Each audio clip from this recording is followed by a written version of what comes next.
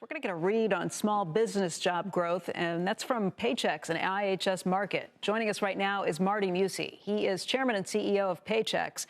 And Marty, this is a pretty important number because there could be a lot of noise in it just from COVID. But overall, what did you find? What happened in the month of January when it came to small business job growth? Yeah, Becky, we're still seeing the eighth consecutive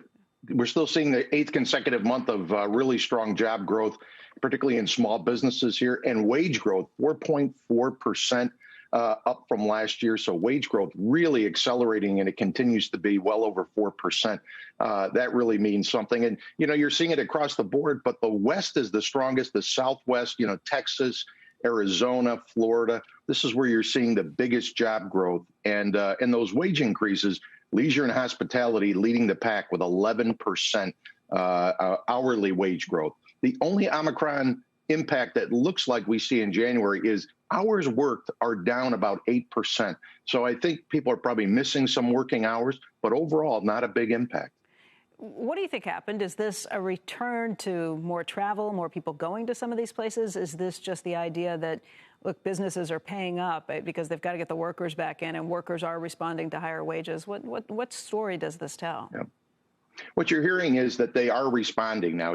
As we talked over the last couple of months, some of the things that are drying up, per se, the child tax credit, that was really impacting 30 million different households. That was giving people with young children $300 to $600 per child per month.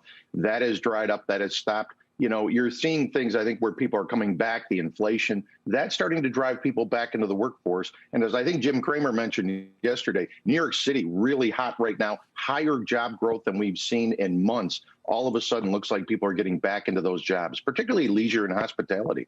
Wage growth of over 4.4%. You have, I think, 5 states that had hourly earnings growth above 5%. What does that tell us about the future of inflation, whether it continues? Yeah.